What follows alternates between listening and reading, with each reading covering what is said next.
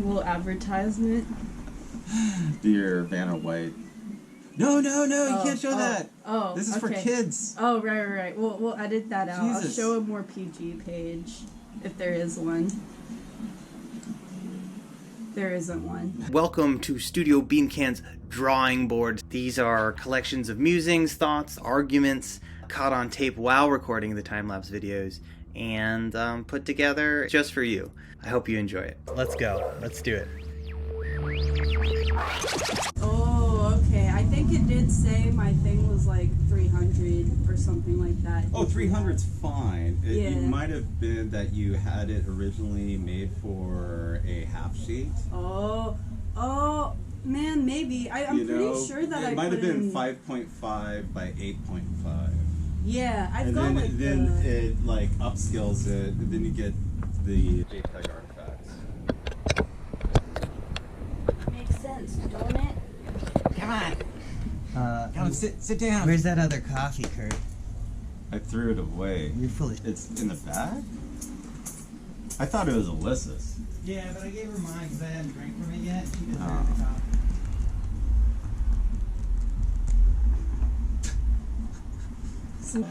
Spider-Man. Well, I did something really stupid, I realized. What'd you do? I didn't bring my iPad. I brought my iPad. Yeah. Show some She's ready. process.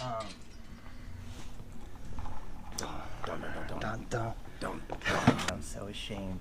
Is it fun? One thing I realized we've never done is actually introduce all of us. That's something I thought would be reasonable to do. Like I'm Daniel McCluskey, creator of Cloudtown, among other self-published books. Cloudtown's my first book with a big publisher. It's gotten good reviews. Things are going well. Awesome. My name is Alyssa Appleberry, but people call me Apple. And I'm currently a tattoo artist, and I'm also practicing cartooning and making comic books. So I like to draw adult comics. Do you mind me asking how old you are? I'm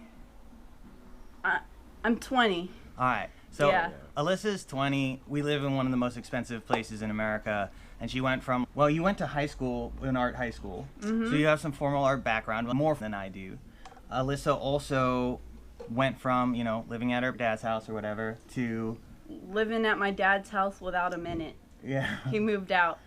All right. Yeah. And so suddenly you were paying rent and you made it work by working at a comic shop and starting from scratch, getting your tattoo license. And that involved setting goals, building a portfolio. You did a lot in that first year when I think I met you when you were 18, right? I started working at Mission Comics at 18 years old.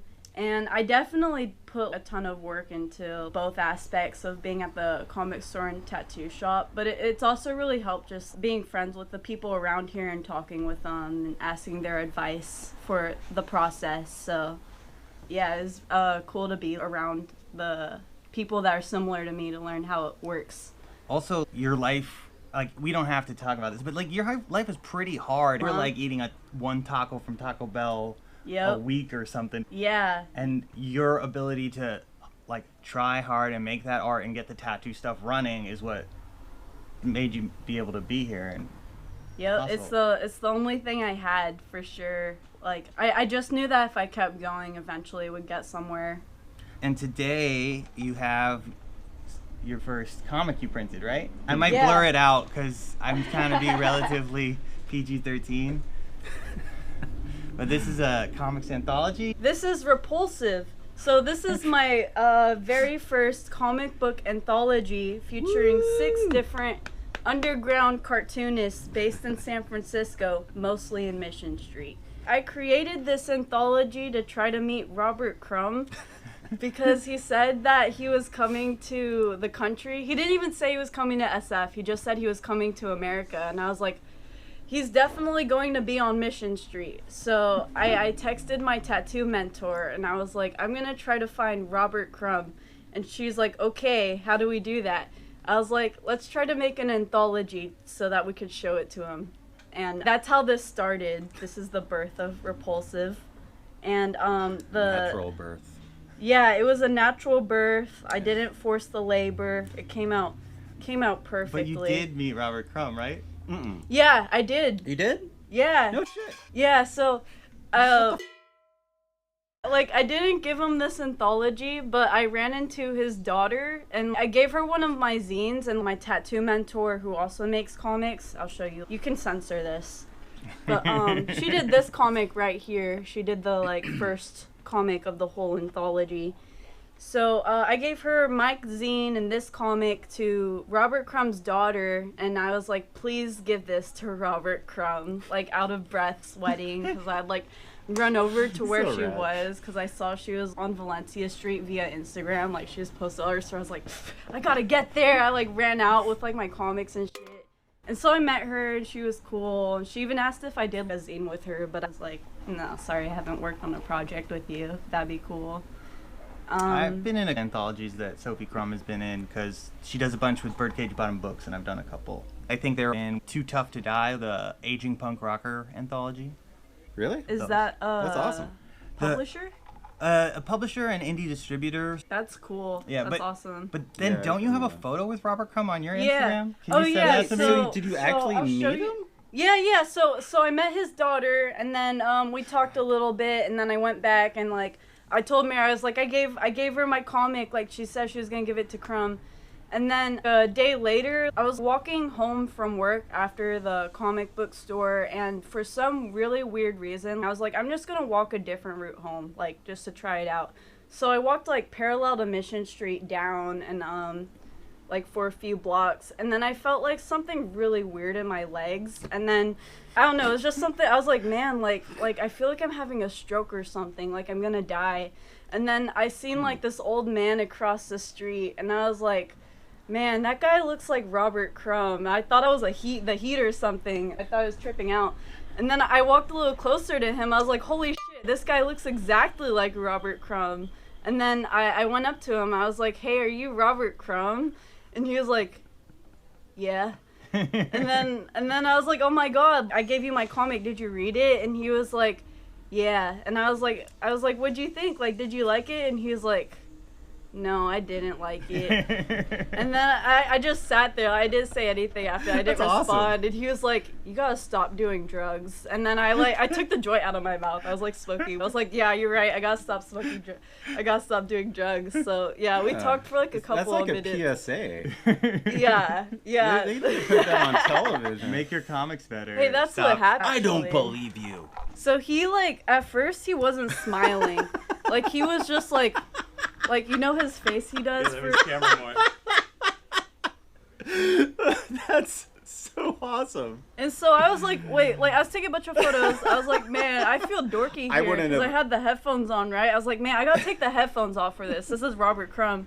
So Wow. so he's like, he's not smiling, like Oh he's wow, not. that's right around here, isn't it? Like, Yeah. So I took it off. He started smiling. The comic that you showed him, which comic was it?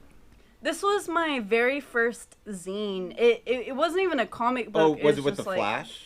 Yeah, it had Okay. the Cerebus flash on the back, Oh, okay. and like Yeah, my yeah. wizard in the tower comic. So my very first ever zine, I think I could bring it from the back. Yeah, I took my headphones off and he started smiling because he thought it was funny. Hey, what's up? Oh, that's awesome. Yeah. What a Yeah, man. That's amazing. Robert Crumb owns this zine. He loves it. Well, Yeah. I heard he doesn't like it, but He it's still doesn't. He doesn't Yeah. like the art, but he loves the book. Yeah. He loves me. Well, and I it feel has like a- that's actually pretty good Maybe. motivation, right? Yeah. Like you're trying to do better So- every time, right? Yeah. No, actually, no. Like he doesn't. But I don't think I would have recognized him. man, but like he looks like how he draws himself Hmm. to the T. Like he looks exactly how his illustrations look. So That's I was what like, I've heard. he looks very Robert Crumb-esque. Like he's like what an old man would look like if he looked like Robert Crumb. That's how. What He looks like Robert himself. That's Crumb wild. looks. what a national treasure. Yeah, man. But he told me to keep making Well- comic books, and like I'd always keep doing that if he didn't tell me. But that's really good advice. I think it's good. Creators should just be honest and say, no, I don't like it. Yeah. Mm-hmm.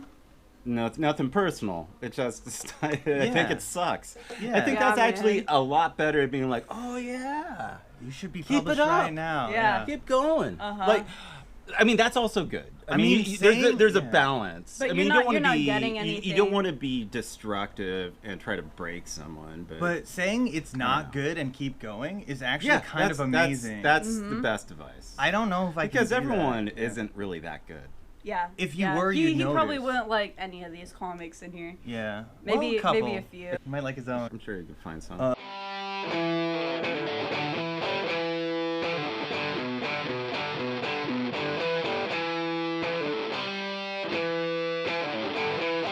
I have another mission for you, and I think you might be the only person able to do this. Yeah. You now need to meet Alan Moore. Yeah.